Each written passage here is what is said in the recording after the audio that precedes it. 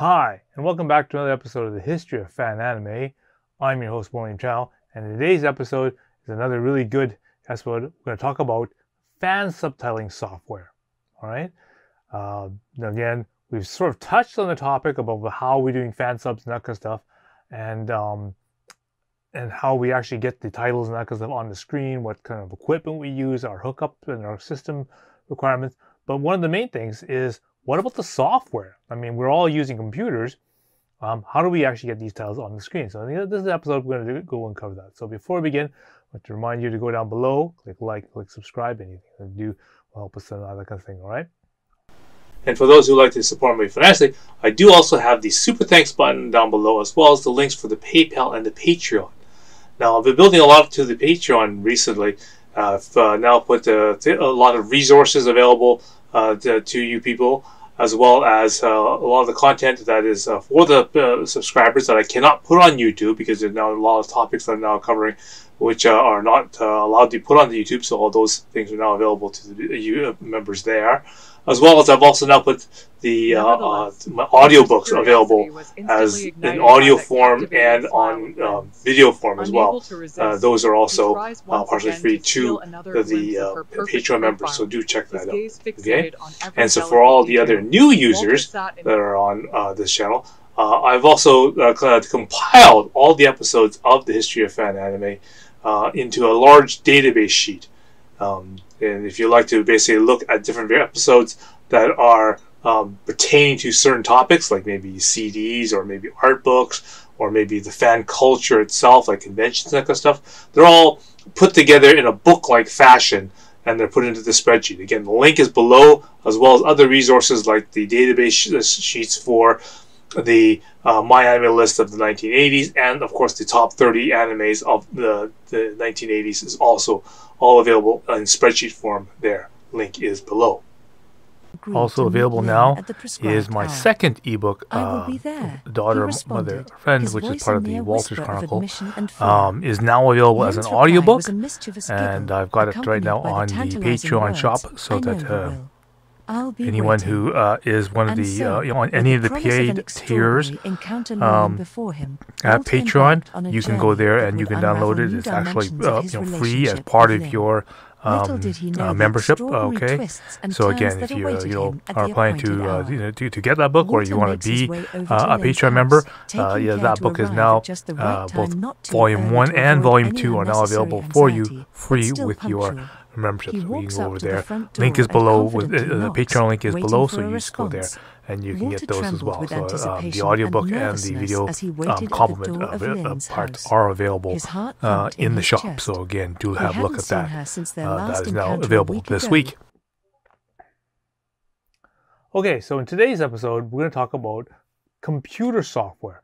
Now, of course, a lot of people, when they think, oh yeah, fan subbing software, yeah, we're just going to use something like, Jayco Sub or Alpha Substation or whatever, and we're just gonna type in our things and put it into the program, and the program will do its thing. Okay, that's sort of what we have, our concept in our mind.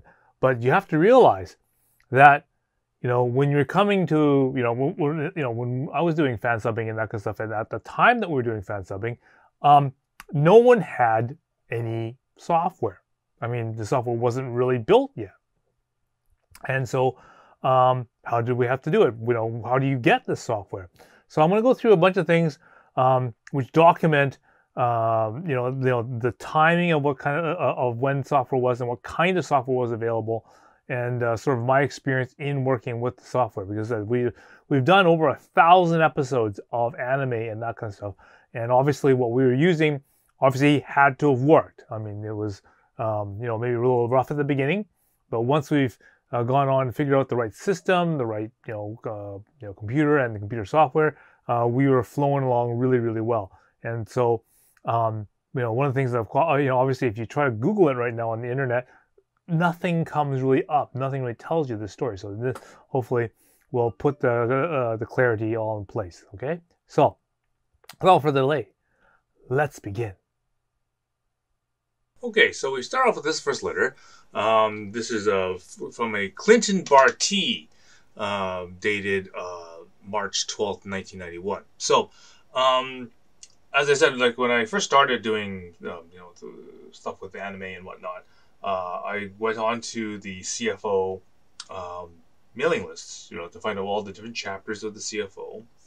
Mailed letters to all those clubs, like literally, it's like a form letter. I used my old Apple II computer, print off a letter, with, introducing myself and wishing to find out more information, and if there's any membership fees and that kind of stuff, how to join their clubs. And so, obviously, once I've got in touch with them, I've got in touch with this person named Clinton Barty.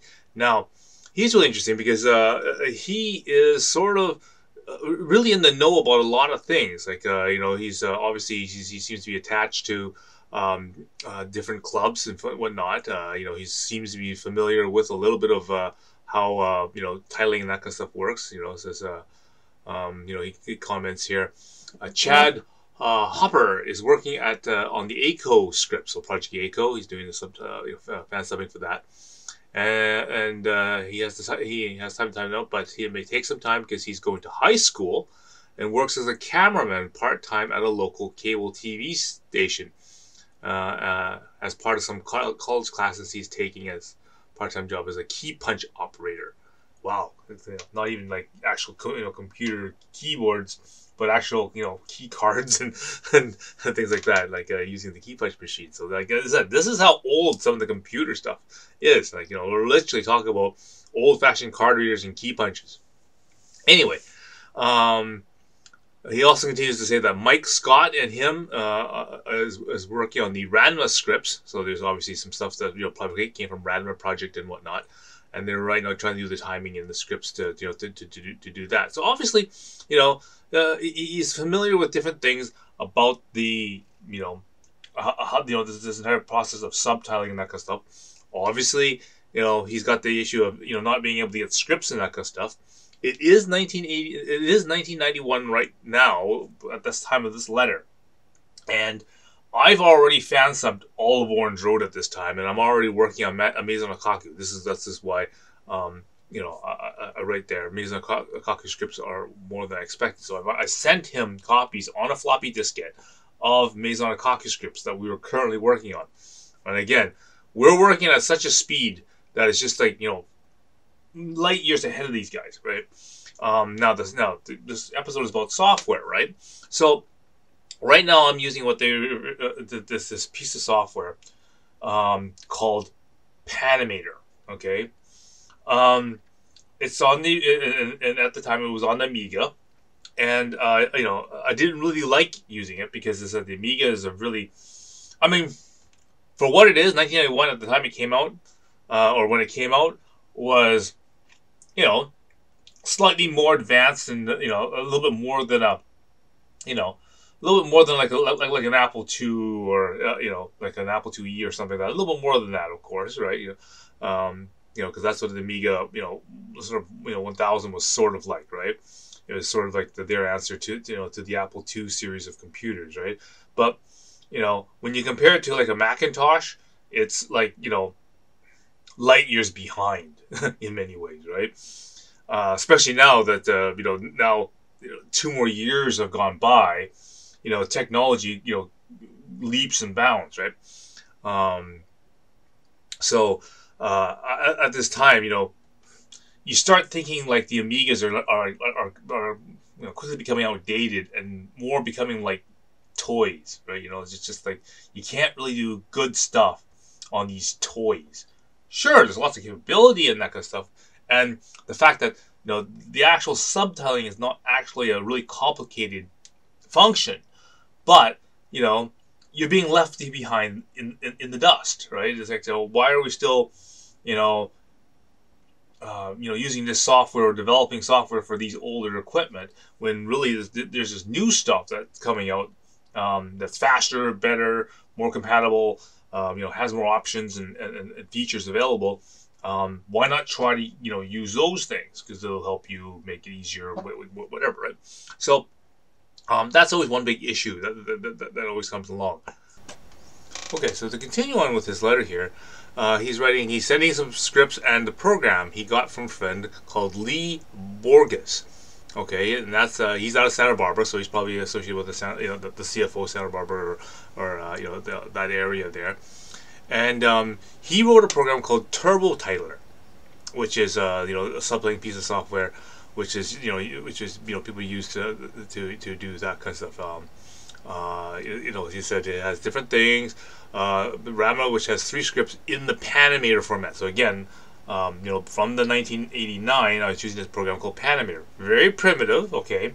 Doesn't let you do lots of, font manipulation. It doesn't allow you to do, for example, karaoke lyrics and that stuff. It was very, very simplistic, and can go into that. But anyway, so he's saying that it's got some stuff sort of half done in one sort of format, and of course done in Turbo Titler format, right? Now again, at this time, everyone keeps on thinking or has this concept. Oh, I want to do Fansubbing. We'll just pull out a program called JCO Sub or Alpha Substation, and then bam, bam, bam, bam, we're ready to go. Well, here's the problem. You see, these programs don't really exist yet. Okay, sure, I wrote a letter to the CFO Orlando, and I sent information, and I think I got in contact with some people in that area. I tend to think of myself that I'm fairly well connected with all the various different people. At least I know different people from all different parts of the United States. And so if somebody knows something, or some club knows something, then I'm probably gonna know about that as well. Okay, just because there's not that many groups of people out there. And once I get in touch with the president or the operation people or whatever, and we're doing trades of videos and that kind of stuff, or I'm sending them fan subs and that kind of stuff, then I start learning and knowing information about them. They're people are perfectly willing to tell us and whatnot about their club.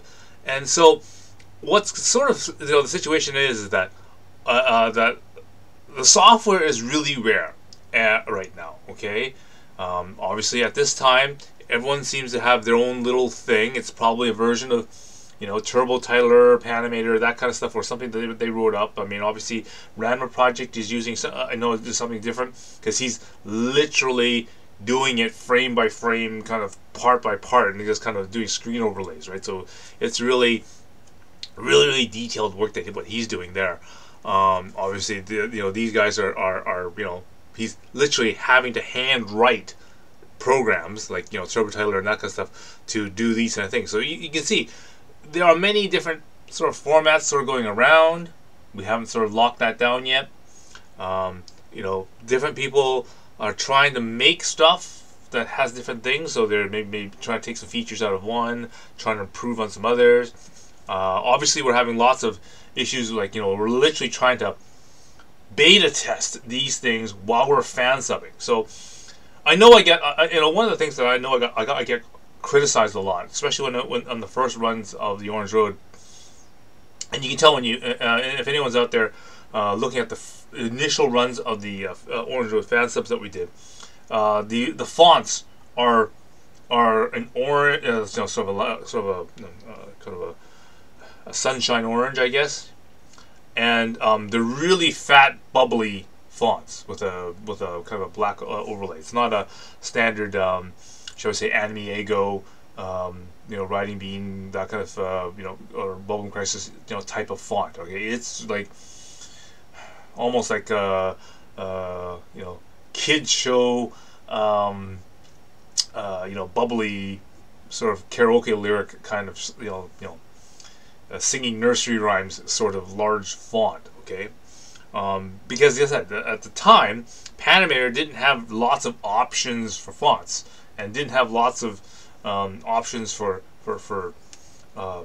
formatting the text on the screen, right? So it was just slap it up there. If you can read it, good enough, right? That was sort of my attitude, right? And you have to realize that there's a lot of things. One of the things I get criticized a lot is about things like timing and that kind of stuff. And you have to understand that at this time, this is like writing software for like the Apple II computers / the Amiga 1000, right? there was horrible issues with trying to synchronize the things with the computer clock. Okay, because you got to realize that there is no sort of internal function, internal clock that these people or software can hit, right? So what a lot of people do is, especially on the Apple II, for example, right? They never had a clock system, right? Per se, the word. And one of the things that they basically tried to do is they basically tried to use what they call the system's internal clock to basically count time. But the problem is, that if the computer undergoes multiple processes and a lot of processes, it slows the clock down, right? The number of clock cycles is lowered. So therefore, you could have slowdown in your script, in your timing, and all that kind of stuff. So it's really, really bad, right? So this is one of the things that we've always had problems in the initial outset. Even on the Amiga, it was still a problem because, again, we were working off the computer's internal time clock, right? And as I said, if there's a lot of processes going on, you can get lag, right? And sure, it still accesses the clock, but because there's time difference between when the command was sent and the reply back from the clock because of the processes and that kind of stuff, you might have lost time, but the program can't keep up with it because it's due to lag. I mean, I'm sure many of the people who play, first-person shooters and that kind of stuff will always complain about my frame rate's not good enough, my internet ping is bad, and all this other stuff happens. You can kind of guess what sort of happens, right? This is exactly the same thing what happens with subtitling in the initial stages. We didn't have a reliable clock, and lag and that kind of stuff because the processing speed wasn't fast enough and things like this. These were all problems that we had with the software. So we were trying to write things and try to redesign things on the computers to make and compensate for this. Problem is with the Amiga and things like that is when people stuck with things like Jacosub and whatnot, you still have those same problems because the computer is a piece of crap. Okay, right? Even when 1993, 94, when I see people talking about Jacosub and that kind of stuff, you're now talking about a computer that's 5, 6, 7, 8 years now. Well, a little bit, maybe not 8, but getting up there, right? It's aging poorly, okay, really, really poorly, okay, because all these new systems, these new Macs, and these new things that are coming out, because the Amiga never made anything at past 2000, right? So, and not that anyone would buy those pieces of crap, those toys at that point, because because the support was going down on them, right? So everyone, so that's why I took the early initiative to get away from the Amiga and go to the Mac.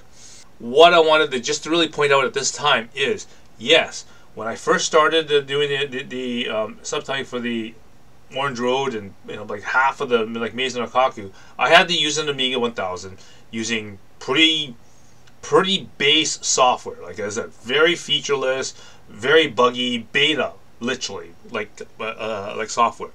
And sure, I've tried a few things. I mean, I remember I did Panimator for the most part. I took this program that Clinton Bartik gave me here, and I tried it out a little bit, and I just realized that it didn't really solve a lot of the problems that going forward. And so this is when I realized that I needed to be proactive on this, and I needed to go a route where there's upgrade, there's things to fix, things like the clock issue. I need more processing speed.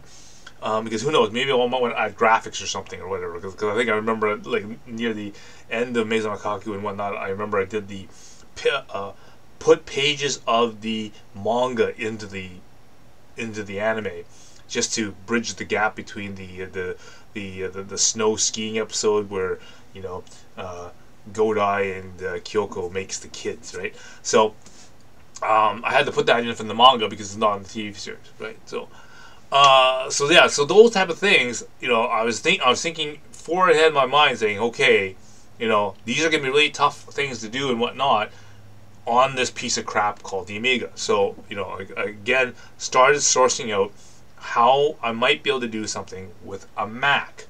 So I hope you found that really interesting, as I said, because I realized this was a topic that not very many people seem to know about, and not too many people actually has, the correct sort of sequence of events that happened, right, and the angle that it happened, to the industry. So again, I'm glad to put at least my input into it. So again, maybe some people over at the JACO Sub, the Japanese Animation Club of Orlando, maybe they can talk to how they made JACO Sub and when all those things sort of came to about.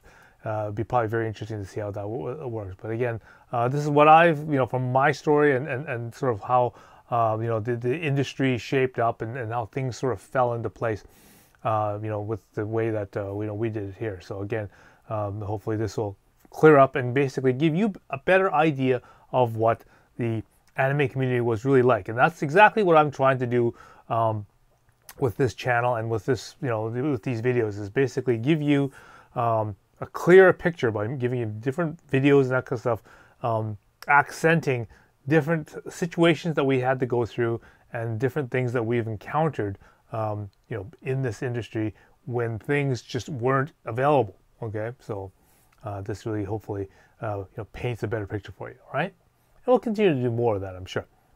So until next time, I will see you again.